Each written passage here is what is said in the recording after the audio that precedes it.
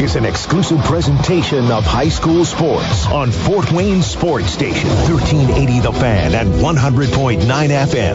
This is the High School Coaches Show. Here's your host, Justin Kenny.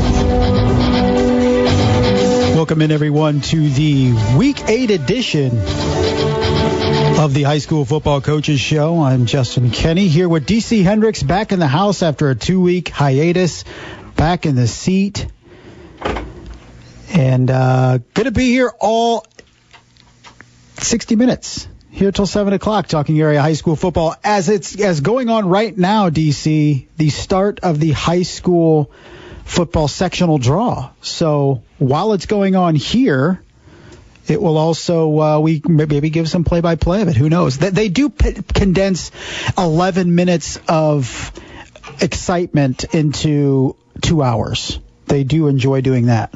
So it could be a while. Yeah, it was a little interesting. I come in the studio today, and it gets a little interesting that they're planning on, switching the seatings to today instead of Sunday. That was my Sunday ritual. Not sure why the reason why doing that. I thought maybe with the Rona, it's something to avoid getting the kids all together like they would on a Sunday. I'm not exactly sure, but I don't know. It's just a little weird in terms of having the draw at 6 o'clock on a Thursday evening as opposed to a Sunday afternoon. But hey, it's 2020. Everything's crazy. So we got plenty to come to over the next 60 minutes. Going to have Brice Vance here, KPC News, joining us in just a second, as he always does, to kick off the show. And then we're going to be very Northeast 8-centric this evening. Still a lot to determine in the Northeast 8. And we're going to start it off with Josh Gerber, head coach of the Norwell Knights at 6:15. Bottom of the hour, Luke Amstutz, East Noble at 6:30. And then we kept the final window open at the final 15 minutes, and we'll start to go over at least the draws that have come out thus far. And if the IHSAA treats it as they usually do, they'll start at 1A, move all the way up to 6A, and like I said, make it in a nice little tidy 2-hour package with something they could give us in 10 minutes. But that's the way they like to roll, and we'll give you what the information we can at that point at about 6:45 to see how many draws have happened, see where they're at, and analyze at least what we have firmly confirmed for the sectional draw. But let's start it off as we do each and every week, DC Hendricks, with our friend Brice Vance from KPC News joining us right now. Brice, what's happening? Oh, not much. Just hanging out at a soccer sectional, but I pulled myself away to talk to you. Every Thursday you're doing something. Your ability to multitask never ceases to amaze. I even amaze myself sometimes. Is it sectional final tonight? No, it's just semifinals for the girls. Okay, nice. At least you got a decent evening. Mid-October, you never know.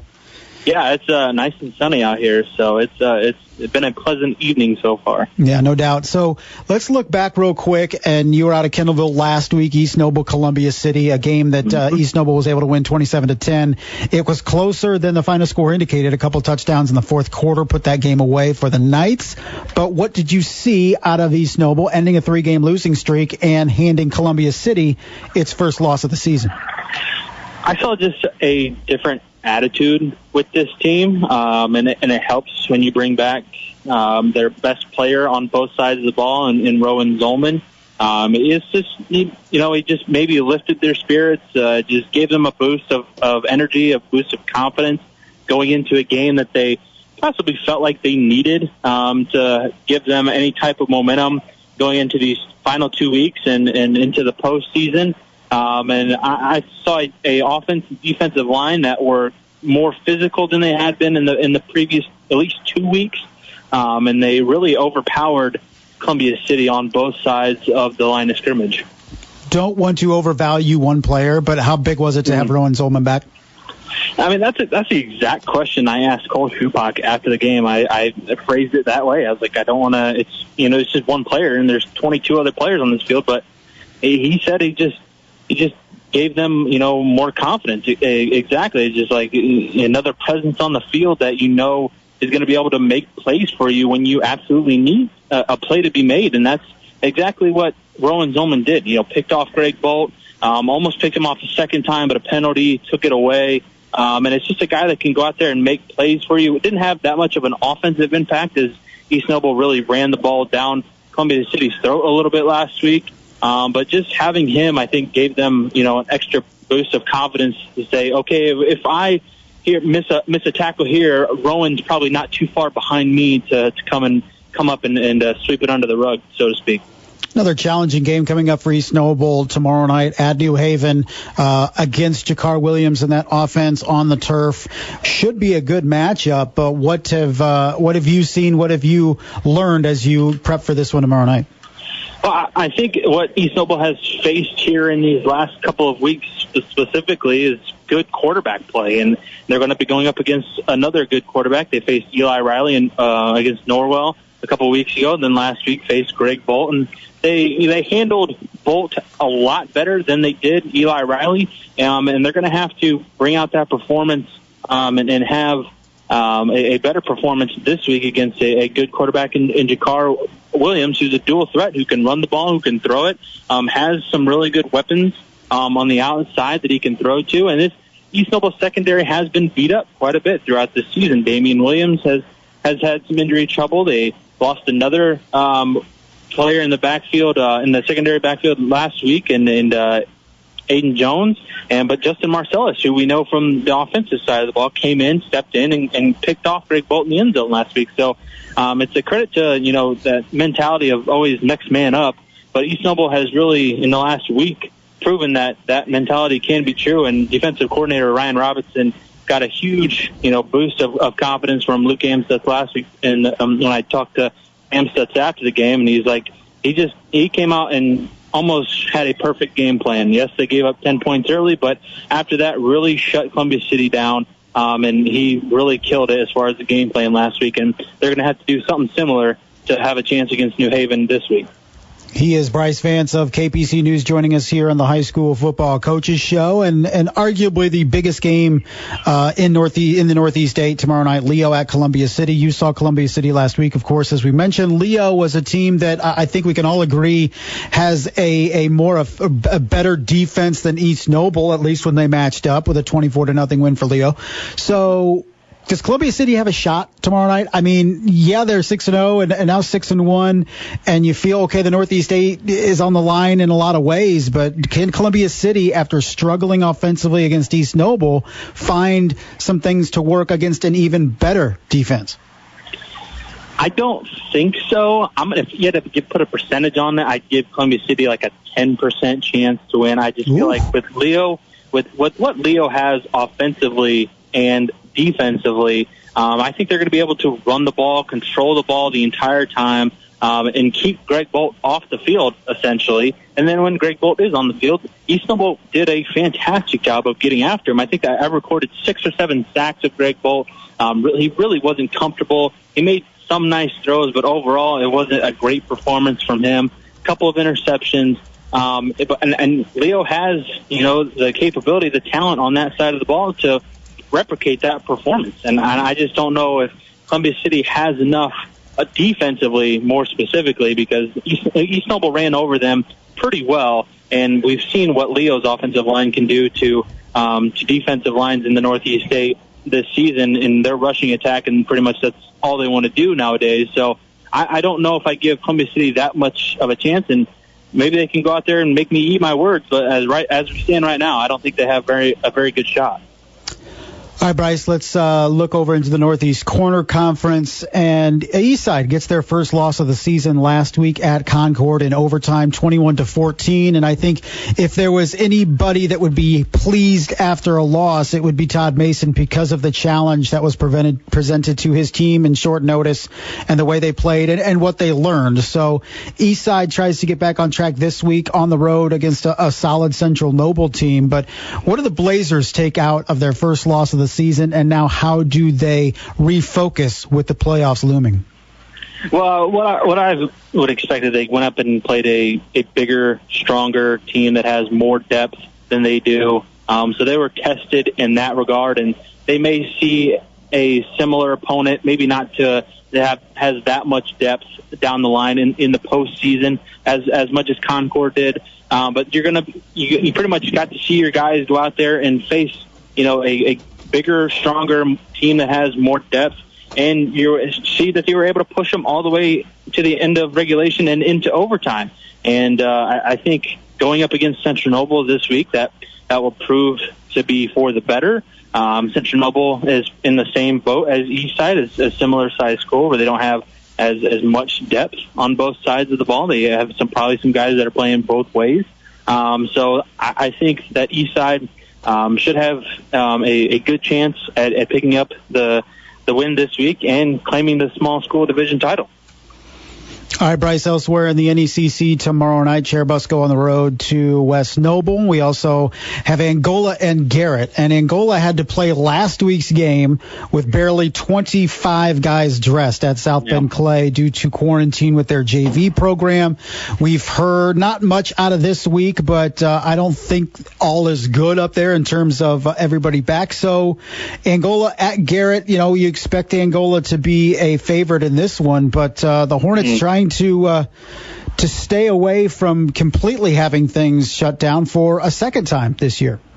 Yeah, for sure. I mean, we're getting to the point where you don't want to have more players quarantined because they could possibly miss the postseason, and you could wipe out your whole team, and you might not get to play in the sectional. So yeah, I would hope that they are healthy by the time the postseason rolls around in a couple of weeks. And hopefully the players that are actually just going out there can stay healthy and not get hurt physically. So I think Angola is probably still the favorite. I would have to agree with you on that. I just don't know if Garrett has enough offensive firepower to run up the score or anything like that, because even though South Bend Clay is down and they were struggling also with players being out due to quarantine as well, but neither team had, I think, more than 30 players on the field last week up in South Bend. So I think Angola, with the players that they are taking to Garrett, I think they should have enough offensive power to still win that game by a couple of scores. Brice, before we let you go, wanted to hit you with this. We've seen teams quarantined, miss a week or two here or there. We had one today with Adams Central having to be quarantined. Right. I've heard talk of at least one other area game could be on the ropes tomorrow evening, but haven't confirmed that. Do you feel that it is likely that at some point during this run in the postseason that a program that is not eliminated yet in the playoffs will have to be quarantined?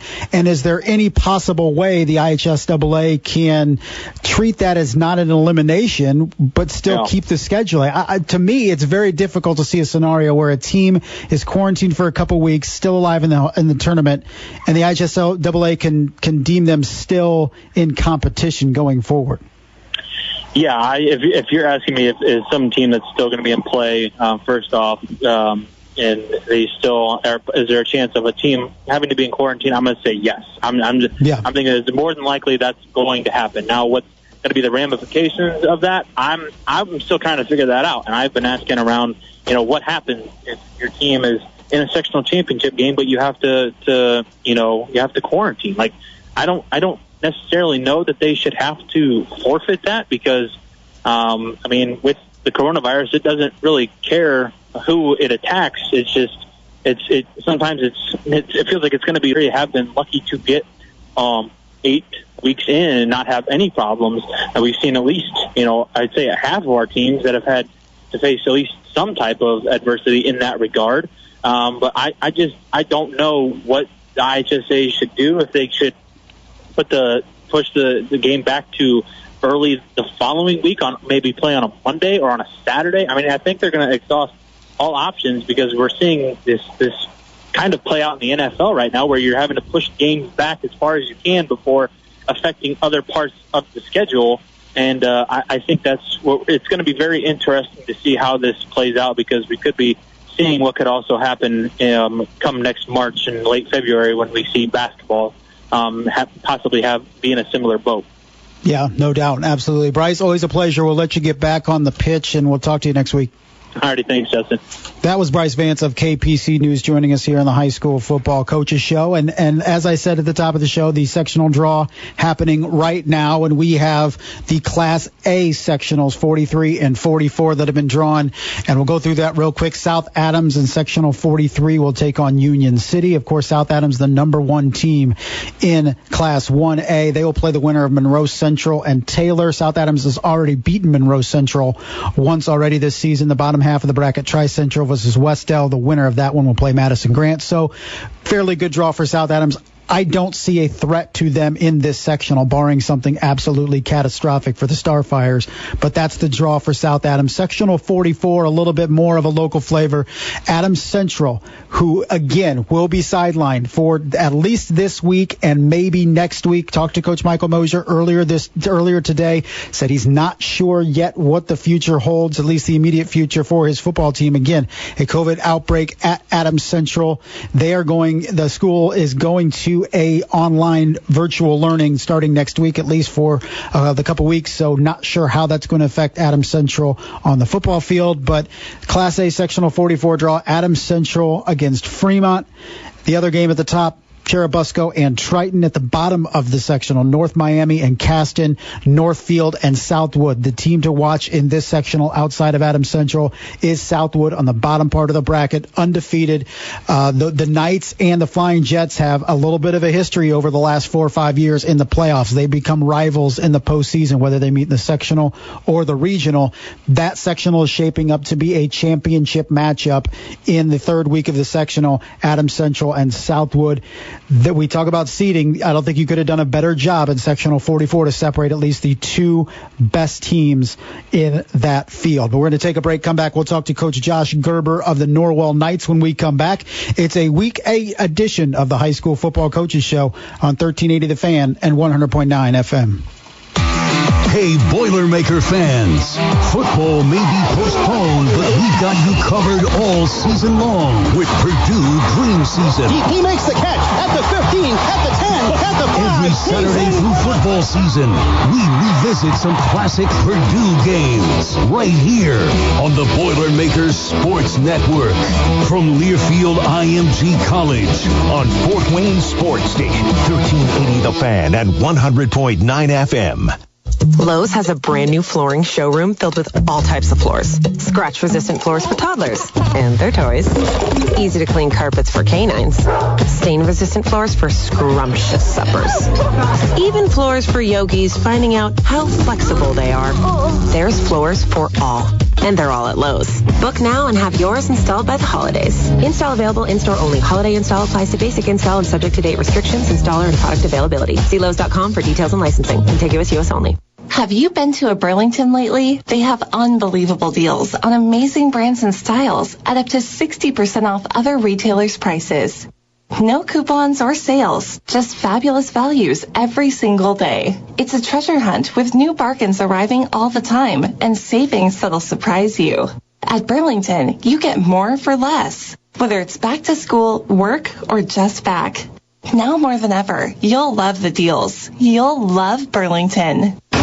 Vicky, how you doing? How's the knee? It's coming along, doctor, but still some soreness. Well, let's see. This soon after surgery, some pain is pretty normal. I was hoping to get more painkillers. The first round worked great. We're being very careful with those now. Prescription painkillers are opioids, same as heroin. It's easy to start taking them, not so easy to stop. Last year in America, an average of 40 people died from opioid abuse every day. Long-term addiction has become America's newest health epidemic. So no pills? Vicky, you're doing great. So let's try these anti-inflammatories, plus your physical therapy. If the soreness doesn't continue to get better, give me a call. For opioids, the smaller the dose prescribed and taken, the better. Because even a few prescription painkillers can sometimes go a long, wrong way. A message from the American Academy of Orthopedic Surgeons and the Orthopedic Trauma Association. Visit orthoinfo.org/prescription safety. I work out every day. COVID won't kill me. I'm 24. COVID won't kill me. I have antibodies. COVID won't kill me. It's been a long week. COVID won't kill me. I'm 25. COVID won't kill me. I'm partying outside. COVID won't kill me. I don't need to wear a mask around my friends. COVID won't kill me. I'm 23. COVID won't kill me. If I haven't gotten it yet, COVID won't kill me. I'm young. COVID won't kill me. Famous last words. Don't let them be yours. Socially distance. Mask up, America. Brought to you by the Ad Council. Now back to the High School Coaches Show on Fort Wayne Sports Station, 1380 The Fan and 100.9 FM. Welcome back to the Week 8 edition of the High School Football Coaches Show. I'm Justin Kenny. He is DC Hendricks. Here breaking down all things prep football till 7 o'clock. Thank you to Brice Vance before the break, breaking down some of the Northeast 8 action, the Northeast Corner Conference action, and of course tomorrow night the Northeast 8 will take center stage here on the Fan 1380 as it will be Leo at Columbia City, and it will be Brett Rump and Shannon Griffith on the call from Columbia City. A big battle in the Northeast 8. There's been big battles nearly every week in that conference, and it's still uncertain on which team is going to emerge atop the Northeast 8, and a team that still has a shot at least for a share of the NE8 championship are the Norwell Knights. 6-1, won 4 straight, fresh off a 50-0 victory over DeKalb last week. The head coach of the Norwell Knights is Josh Gerber. Joins us right now. Coach, how are you? I'm doing all right. How are you guys doing? Not bad. I'm sure you're eagerly awaiting the sectional draw this evening. Yeah, we've got about 60 kids in the cafeteria. We've ordered some pizza, and we're watching just to see where we'll end up. Hey, Coach, let's look back real quick. I want to go back 2 weeks. I want to go back to East Noble. You guys are down 17-0 at the end of the first quarter. You fight back over the course of the next 3. You win 21-17. It opened up a lot of eyes around the area for the Norwell Knights. But take us through, from a coach's perspective, that football game. You know what? We knew we were going to take a pretty good shot from them to begin with. They had 2 losses in a row at the time, and we knew that Coach Amstutz and his staff would have those guys well prepared and ready for us. It was their homecoming. We thought they're going to be excited and ready to play, and they were. And we got off to just kind of a terrible start ourselves. Did some things that were uncharacteristic for us. Turned it over. Had a bad snap on one, and ended up with the ball down just outside the goal line. So it was not a good start. But our kids never lost hope, never lost faith, and kept grinding, and we were able to get a win in the end. When you come back from that deficit, I know it was early. I mean, it says a lot about the character of this football team, and that's probably something that us outsiders have said the most on just how much this team has gotten together and rallied. Sounds like the guys are excited. Probably the pizza arrived. That's what I'm guessing. But just a little on this team and just how many veterans are on both sides of the football, which helps tremendously, particularly in a game where you're on the road in a hostile environment down 17. Yeah, we've got some good senior leadership. You look defensively, Quinn Dryban is a senior defensive end for us, does a good job keeping our younger guys going. We've got 3 of them in the linebacker level: Isaiah Brady, Joel Rankenberger, and Max Ringer, who keep us focused. And then in the secondary, we're young, 2 sophomores and a junior, but we've got Eli Riley back there, who's also a quarterback, and he does a good job leading the defense. And had a young kid that didn't get played last year because he was hurt, Bo Morgan, but Bo's the leader for us and does an outstanding job as well. Offensively, again, just good leaders, guys who help us keep our focus. They help us keep our focus and keep us on track. And it's allowed us to have a lot of success this year. Coach, discussing that game with some people that were there, they kept talking about Eli Riley. And we talk so much about these quarterbacks around the area that are putting up gaudy numbers week in and week out. Don't give Eli Riley a lot of attention because he's not throwing for 300, 350 every night. And he's a kid that I think you could put him up with anybody in the area in terms of accuracy, in terms of precision, in terms of decision making. And he is a big reason why this team is 6-1, and I think he flies under the radar. Yeah, he does. But we're not going to do anything with those gaudy numbers either. We're not going to, we're not looking to play for numbers. We're looking to win games, and we're going to try to take what people give to us. And Eli does a great job of that. He manages the game well. When we need to throw it, he's on point. When it's time to run it, he leads us in that regard as well. So, great kid, great leader. We're excited that he's playing well, and we'll go as far as he can take us. Coach, in looking at your defense, I think it was very impressive last year, but maybe didn't have that offensive firepower that you do this year to help them out. But it seems like you have both working this year. Yeah, we struggled a little bit offensively last year. We had switched our offensive scheme up last year for the guys to kind of get some of it. And you know what? We played a young offensive line last year. We had a couple sophomores and a junior, and we actually started a freshman last year. So it was really good for us to get those guys a year in the weight room and just a year of experience. And it's a veteran group now, and it's showing they're playing really well up front. All right, Coach, you go on the road tomorrow night at Huntington North, and everyone knows the Vikings' MO. They want to run the football and grind out victories. Is that the primary challenge for your guys at the point of attack defensively, to limit those yards, particularly on the early downs? Yeah, we've got to stay disciplined defensively. We can't break down, can't try to do something that's outside of what our assignment is. We need the guys to do their job, and we need them to trust their teammates to do their job as well. And if we can do that, if we can play as a unit, we'll be okay, we think. We've done that all year, and we think that we can continue to do that. But, Huntington North's a talented team, and they present some challenges with their scheme, and they're going to make us stay disciplined all night.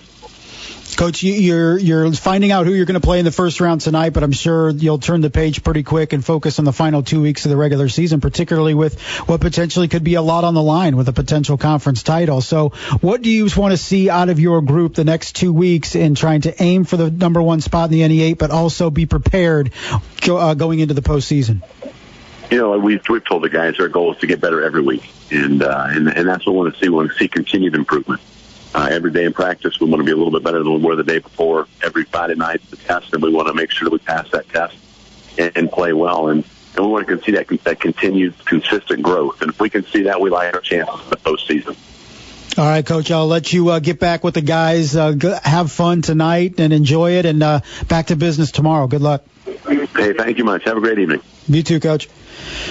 That was Coach Josh Gerber of the Norwell Knights. His team 6-1 and gathering in the high school cafeteria to see just who his team will play in round one of the 3A sectional 27.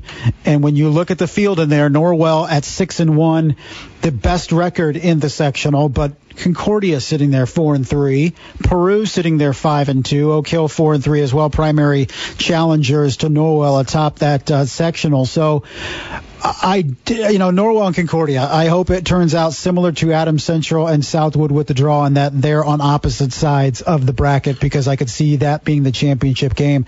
I think, all due respect to Peru, 5-2, we've seen area teams handle Peru in recent history in the sectional. Good Peru teams, at least by their standards. So I'm not sure Peru is capable of handling either Concordia or Norwell. Last year it was 56-6, a Concordia victory over Peru in the sectional championship game. A couple of years before that, it was an 8-2 Peru team that hosted Bishop Lures in 2016, and that team, coached by Bob Prescott, now with the Huntington North Vikings, by the way, the Knights went down there and won 48-12 in a sectional game. So I'm not sure that a Peru team, despite being 5-2, can give either Norwell or Concordia a serious challenge in sectional 27. But as we go through the night, we'll find out exactly who all these teams are going to be playing. Once again, these IHSAA football sectional draw going on as we speak down in Indianapolis. So we're going to take a break, come back. We'll talk to Coach Luke Amstutz, East Noble Knights, as we continue covering the Northeast 8 here tonight. We'll also break down what we can between now and 7 o'clock, and also talk a little Snyder Bishop DeWinger as well. It's a week 8 edition of the High School Coaches Show on 1380 The Fan and 100.9 FM. Think you know more about the NFL than other fans here in Fort Wayne? Play Pigskin Picks 2020. Go to 1380thefan.com now and pick this weekend's slate of games to win weekly prizes. Win the most weeks, and you'll get a pair of tickets to the Colts 2021 home opener, when things hopefully will be back to normal for us fans. Pigs is Sunday and Monday Night Football, only on 1380 The Fan and 100.9 FM. Here is Greg Thomas with your latest Mortgage Minute, where you can gain an edge on your next mortgage. For all the people trying to buy a house this year, if you haven't noticed, there aren't very many around. So that makes it very competitive. So how do you become a competitive buyer in this market? First step, stop and take a breath. Find the value in being prepared to make a purchase on a home. Have your income docs been reviewed. Assets like your bank statement, your down payment. Has your credit been reviewed? Basically, is your loan share solid? Is it going to hold you up? We can supply everything in advance. That way you have a real shot at competing in that offer. Another thing you have to keep in mind mind, are you asking the seller to pay closing costs? Because if you are, that's going to be really difficult for your offer to stand out. We have all kinds of loan options. Come check out our local ops. We'll have your back. Contact Greg anytime for your purchase and financing needs at 260-234-4700 or at teamthomaslending.com. Work with a lender you can trust to get your deal done. All loans subject to underwriting approval. Certain restrictions apply. Call for details. Cross Country Mortgage LLC, NMLS 3029. Rick Thomas, NMLS 138839. NMLSConsumerAccess.org.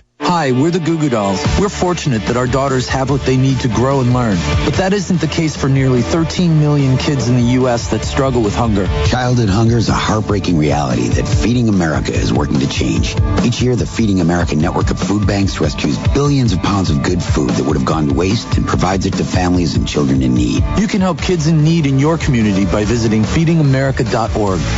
Brought to you by Feeding America and the Ad Council.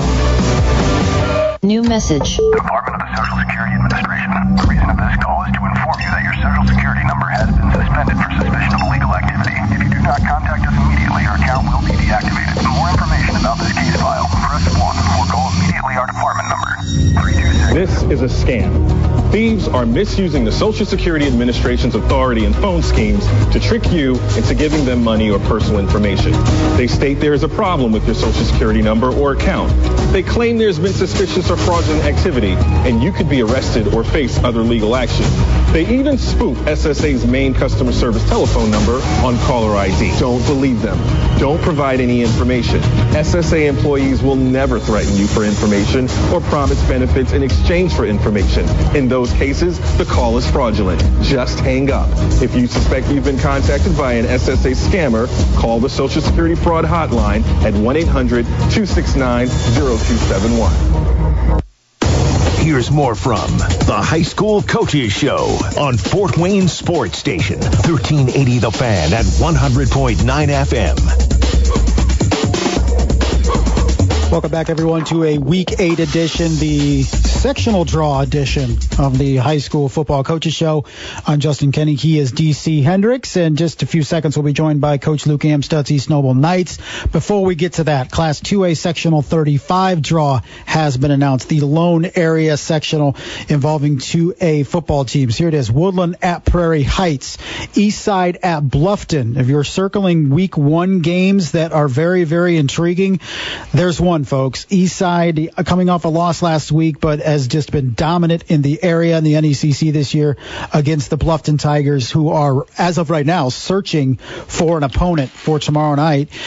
They were supposed to play Adams Central, and that game is off. Bottom half of the bracket, Whitco at Bishop Lures, Central Noble at Fairfield. So could we potentially get a Bishop Lures Fairfield semifinal? That could be a little interesting. I feel the winner of Eastside and Bluffton are good to get into the sectional final of that one.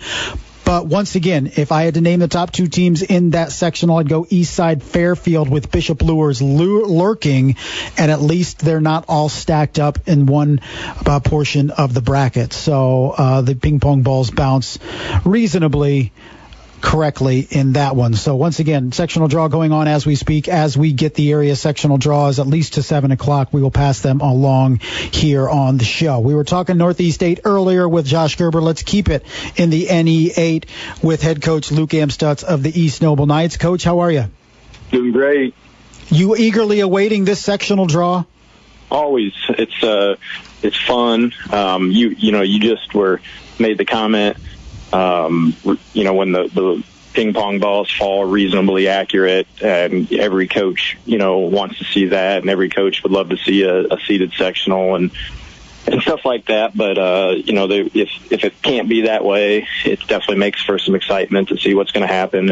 And there's just some crazy improbabilities. We've played DeKalb in the tournament, 9 times in 15 years, and we've never played, Wawasee or Angola in 16 years. It's funny how these things roll out, as you think about them over time, when a random thing is supposed to be random, but that's the way the cookies crumble, and that's why you get, Snyder Homestead first round so much, or Northwood East Noble, or whatever it is, and makes for some exciting first-round games. Yeah, no doubt. Do you have any clue why this was moved from a Sunday to a Thursday? I had been told it had something to do with the Colts stadium and maybe the Saints playing there for hurricane reasons, or someone mentioned something like that, but I can't say that that's a fact, and that's just what I was kind of word of mouth. Gotcha. Yeah, it's a little weird, but I guess we'll roll with it. Well, Thursday night, whatever. We'll get the draw. So, Coach, hey, congratulations. Get back on the winning side of things last Friday against Columbia City. Take us through that one, but also take us through the previous 3 weeks. And you played some really tough opponents, but we all were kind of just we're caught off guard when we see East Noble losing consecutive games. So take us through the 3-game losing streak, but then bouncing back against a good Columbia City squad. Yeah, it was something. It was tough. We hadn't, since I've been at East Noble, we hadn't lost 2 games in a row in a season ever, and we hadn't done it. East Noble hadn't done it since even before I was an assistant, since maybe 2001. So it's been interesting, and those first 3, if we'd have played our normal schedule, maybe it doesn't happen, but you sign up to play Penn, you get what you get, and we could have had a chance to win that game and just couldn't finish. We've suffered some injuries, and we're starting to get healthy, and could never find a rhythm. Really didn't play that well against Leo, and who's a tremendous team this year, and you can't go in there and not play well against a great team. And so we just kind of didn't give ourselves a very good opportunity, and then played pretty tough against. I think our conference is very, very good this year, Justin. And Norwell's excellent. I think I'm Norwell or Concordia out of that sectional. I'm telling you, one of those teams could be in the state finals. Those are 2 really good teams in 3A, and Norwell really was impressive. And that quarterback Eli Riley is a heck of a player. So that was a tough one, but big one for Norwell, big one for our conference, and we're continuing to get better, and so here we are, and we needed to get back on track and finally get a couple guys back from injury, and play well, and didn't turn the ball over, and just knew we had to go in the game and get some sacks on Bolt and get a few interceptions, and we did that and ran the ball well, and was real excited to get that one and get us, get our confidence back. And I think now we can start kind of feeling out our identity and having a little more confidence going in these last couple of games. Yeah, I don't want to overvalue one player, but when I'm watching Penn and those little short screens, 2 of them that ended up going downfield for touchdowns, I'm feeling, man, if Rowan Zolman is on the field, and that's at least not going for a touchdown. And then similar against Norwell, some of those scores, I'm thinking, man, if Rowan's on the field. So it's tough to put that much pressure on a kid, but he's such a special player.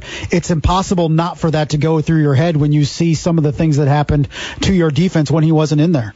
Well, he is. We came into the season, the first couple games, knowing we could do all kinds of stuff up front because he's sitting back there. And, not having that and moving guys around, trying to find the right pieces, it just creates a little bit of chaos. And it's not, it can happen. And then we lose a quarterback as well, and we're trying to move parts around there. And so we made it all the way to the state finals last year before we had a starting player miss a game for an injury. And that never happens. And this year's more like what generally happens, but none of our injuries have been too serious, and everybody's looking to be back, and we're getting healthy at the right time, playing well at the right time. Our young offensive line is getting better at the right time. Everything that we do in the off season, everything we do during the season is built towards, trying to play your best right now. And we played well Friday night. We played physical Friday night, and I think we're going to play well tomorrow night against New Haven. Yeah, Coach, you mentioned that quarterback position. We took it for granted last year. It was Bailey Parker who's going to do his thing. You had Dalton Stinson in there, and he struggled with injuries, and you put Cole Schupbach back there, played last week, played against Penn, and a senior leader that really brought a calming influence to that huddle, at least for a backup quarterback. So it's something you could seemingly take for granted last year that definitely is not something you can this year. It's just another change from a single year, 19 to 20.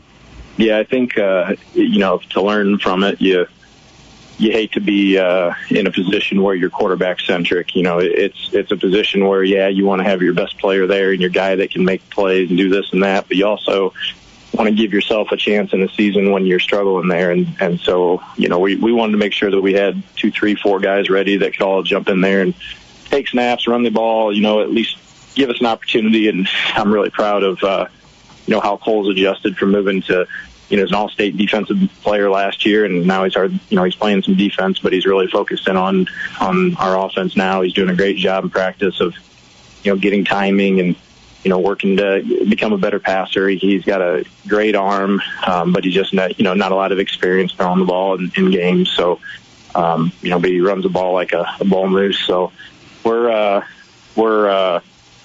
getting better at building and acclimating to that style of a quarterback. And I think right now, we're the most confident that we've been all year. And, we really wish we could have some of those games back, but it is what it is. I think, it's exciting to know that we got a chance to get, opportunity to maybe get that Leo game back at some point.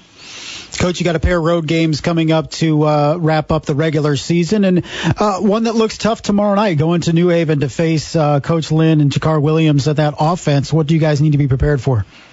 And they, they've had their ups and downs this year, like everybody else, and they've got some great players like everybody else, and that quarterback's a big, strong, athletic kid, and he can throw it a mile. And they got some guys who can run, and linebackers that can hit. And we're just kind of in the same mode that we have been the last few weeks. Let's not turn the ball over. Let's play great defense, keep people in front of us. Let's keep getting better at running the ball. And a team that makes the least mistakes and runs the ball is going to win. And if we have to win 24-20, that's the type of game that we got to win this year. And we win. We're so used to blowing people out that we kind of took those little things for granted. But we've really built around our special teams this year. We've been great on punt. Christian Sanchez broke our school record field goal. Our kickoff team's been great. So things like that are things we're hanging our hat on. And I think tomorrow night we're going to have to play well in all those phases. Coach, something you brought up to me earlier this season, I've talked to other NE8 coaches about it since, is, the mindset of the Northeast State and how outsiders perceive the conference. And so many people wrote it off when Carroll and Homestead left to go to the SAC and it rebranded from the NHC to the Northeast State. Okay, it's just a rural conference, and you add a couple schools, Leo being a big one, obviously Huntington North as well. And the mindset of how it's changed the perception. You talked about how so deep this conference is this year. You guys stepping out and playing Penn, Leo playing Mooresville, New Haven playing Pioneer. I know those are traditionally not happening without COVID, but it's also getting you out in the northern half of the state and beyond in making a name for yourself and making a name for this conference. And I think the entire mindset around the state of the Northeast State has changed in the last 4 or 5 years because of it. Yeah, I think it has. I think, Leo is kind of developing into what Carroll was when I was in high school in the late 90s, that school that's starting to grow and be a big suburb school with lots of athletic kids. And I know that, we at East Noble are proud that we've had a great tradition, but, Norwell and Columbia City and DeKalb last year and these schools that are really starting to build their traditions.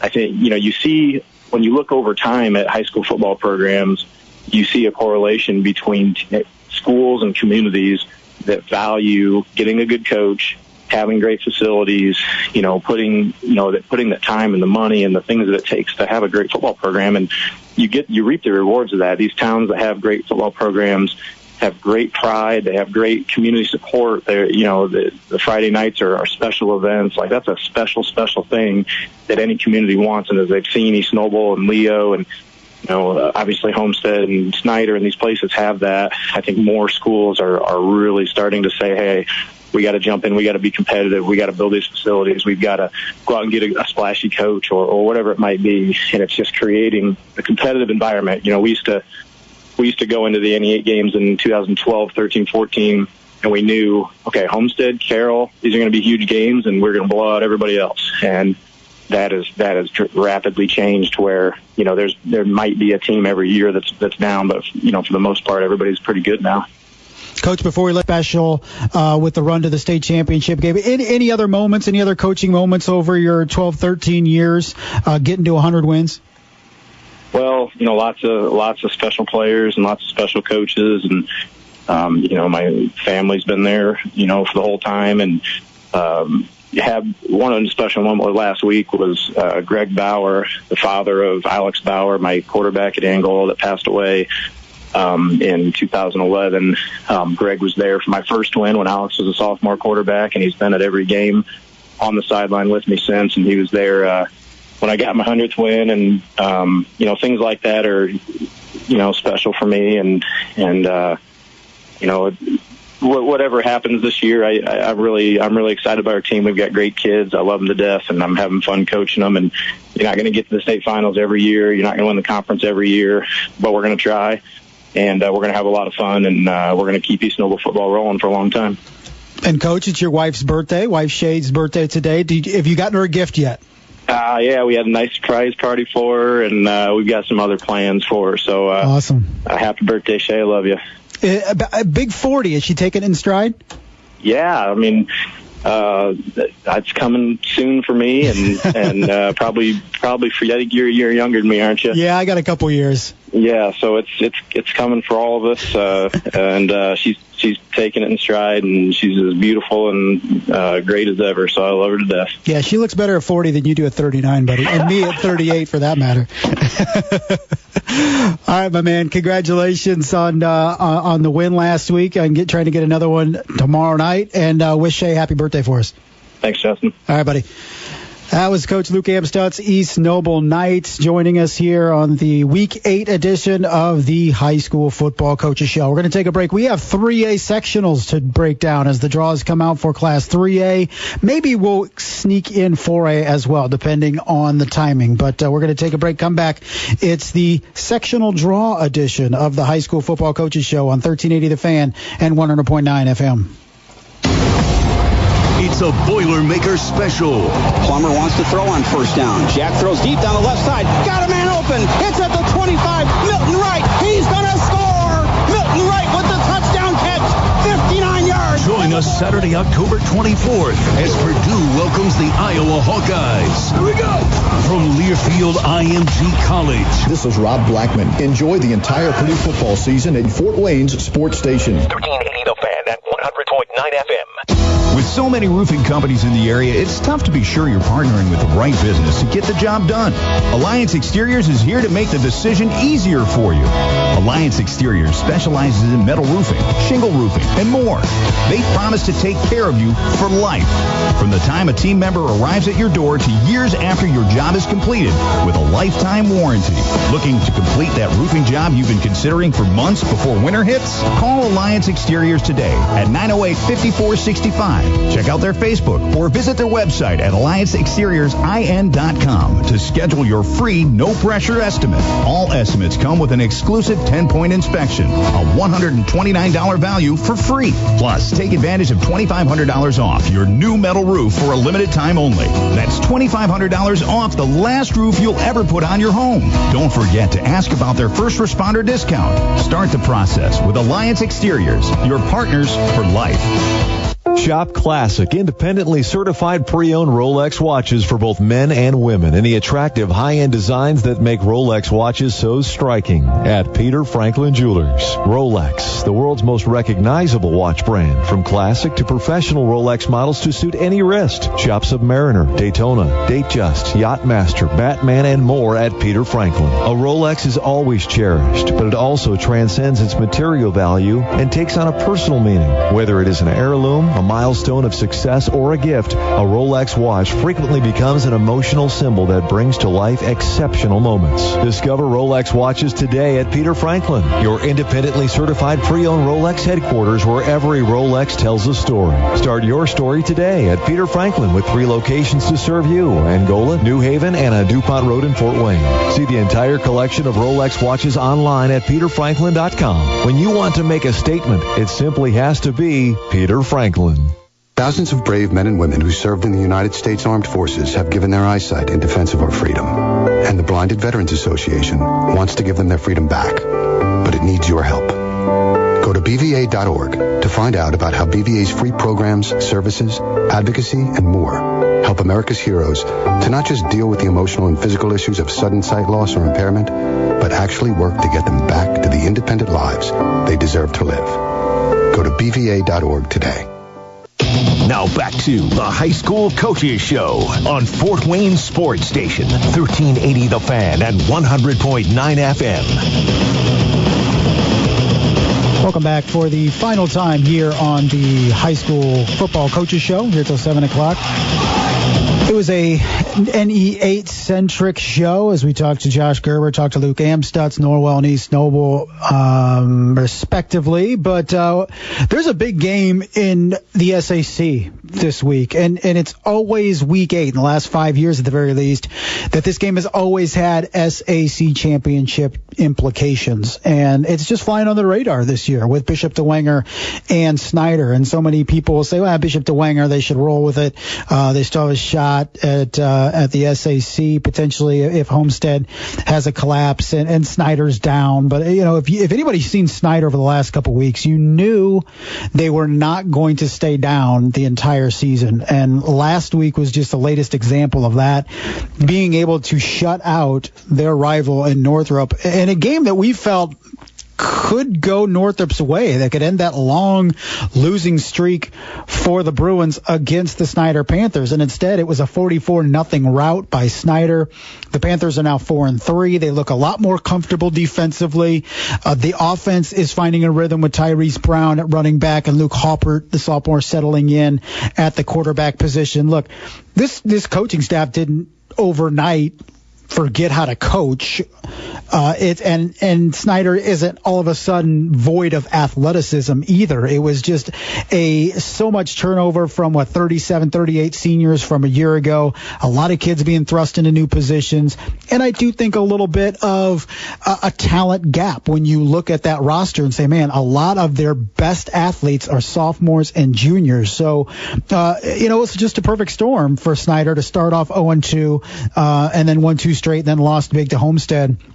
And all three of those losses coming by 30 points to Northside, Carroll, and Homestead. But if you step back and look at the first 2 weeks, and okay, Northside has a phenomenal quarterback and the offense that's the second best in the SAC. Then they play at Carroll the week after, and Carroll has separated itself as the best offense in the SAC. So you're throwing Snyder into basically two of the most high-powered offenses in the northern half of the state, back-to-back to open the season against a lot of youth and inexperience. And you could see it on the tape. I mean, you saw kids out of position, not knowing where they should be defensively, not knowing their assignments, taking bad angles. I mean, it was not good to watch that film. But, Kurt Tittman and his coaching staff rallied the troops, were able to coach up that team, got 2 wins, dropped a lopsided one to Homestead, but have won 2 straight. Again, that most recent being 44-0. So they go to Shields Field tomorrow against Bishop DeWanger. And I'm not saying Snyder gets a win tomorrow, but I feel like it's closer than a lot of people anticipate. And especially as closer than, what we thought after the first 2 weeks of the season. So when we talk Snyder, when we talk about dangerous teams in the postseason, don't overlook the Snyder Panthers, as lopsided of a scores as they had against Carroll and Homestead this year, potential sectional opponents. Watch out. Snyder's still lurking and still there, no doubt. So tomorrow night at Shields Field, 7 o'clock kickoff, the rivalry again, Snyder and Bishop DeWanger. We had the sectional draw come out for Class 3A while we were talking to Coach Amstutz, and let's give that to you right now. First off, sectional 26, Lakeland at Mishawaka Marion. It'll be South Bend, Washington at Tippecanoe Valley. And that's the top half of the bracket. Bottom half is Jimtown at Garrett, and the Railroaders will draw the Jimmies, and then Glenn at West Noble. So when you look at that sectional field, you see Mishawaka Marion the clear favorite in that one. Marion's game actually against Elkhart tomorrow in what was going to be a battle of undefeated teams is now off because of COVID. So haven't got any details on which side it's on, but the biggest game in Northwest Indiana, arguably all season long, Marion and Elkhart, is off for tomorrow night. Mishawaka Marion got a 20-16 win at Penn last week. So Mishawaka Marion, the clear favorite class of sectional 26. So it's going to be difficult for any local team to make any noise in that one. Again, Lakeland gets the first round draw going to Marion to kick that sectional off. Sectional 27, we talked to Coach Josh Gerber of the Norwell Knights earlier about this matchup, or this sectional, with the sectional draw coming out this evening. Let's check it out. Concordia goes to Peru.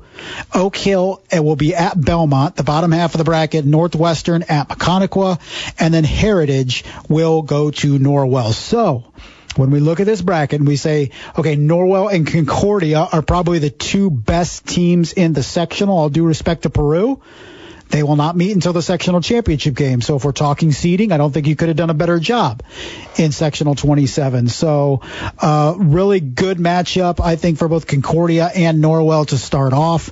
They will not see each other till the sectional final. Concordia handled business against Peru last year by 50 points in the sectional championship game. And Norwell trying to make some noise again in the postseason. I don't believe they've won a sectional since 2014. So the Knights looking to win a sectional championship for the first time in 6 years. The second hour of the high school coaches show. No, we're not getting a second hour. The second hour of the sectional draw is coming up. They'll go through classes 4, 5, and 6. So keep an eye on your social media machine, or also go to ihsaa.org for all of the coverage of that. We'll break all the sectionals down and also all of week 8 down next Thursday, as well as talk about week 9. That's going to do it for us. For Luke Amstutz, East Noble Knights, Josh Gerber, Norwell Knights, and Brice Vance of KPC News, all of them taking some time out to join us. Thank you to DC Hendricks for producing. Thank you for everyone out there listening. I'm Justin Kenny. This has been the High School Coaches Show on 1380 The Fan and 100.9 FM.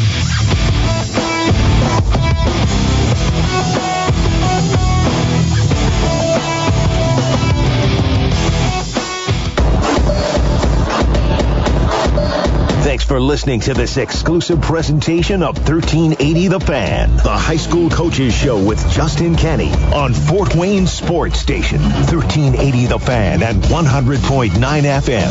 Download the podcast at 1380thefan.com or wherever you get podcasts. Podcasts by Federated Media. Podcasts by Federated Media.